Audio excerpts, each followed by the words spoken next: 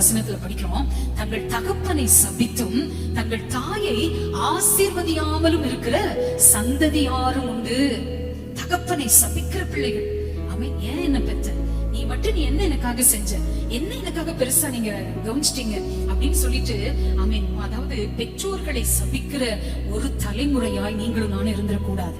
ஆமென். பெற்றோர்களை மதிக்கிற ஒரு தலைமுறையாய் நீங்களும் நானும் இருக்கணும்னு ஆண்டவர் எதிர்பார்க்கிறார். எத்தனை பேரு இந்த வார்த்தையை இன்னைக்கு விசுவாசிக்கிறீங்க? ஏசப்பா ஆண்டவரே, பெற்றோர்களை மதிக்கிற ஒரு தலைமுறையாய் ஒரு சந்ததியாய் என்ன உருவாக்குங்கப்பா.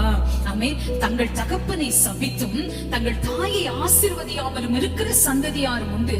வசனத்துல படிக்கிறோம், எஜமானிடத்தில் அவனுடைய வேலைக்காரன் மேல் குற்றம் சுமத்தாதே, அவன் உன்னை சபிப்பான்.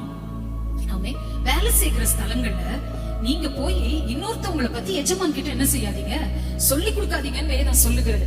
அப்படி சொல்லும் போது கர்த்தருடைய வார்த்தை சொல்லுது, அவன் உன்னை சபிப்பான். ஆமென். யாராவது நம்ம வேலை செய்கிற இடங்கள்ல நம்மளை பத்தி தப்பா சொல்லி கொடுத்தா அவன் என்ன செய்வானா, நம்மை சபிப்பான், நீ குற்றவாளியாக காணப்படுவாய். அல்லேலூயா. ஆகவே தேவ பிள்ளையே, வேதம் நமக்கு இதை கற்றுக் கொடுக்கிறதா.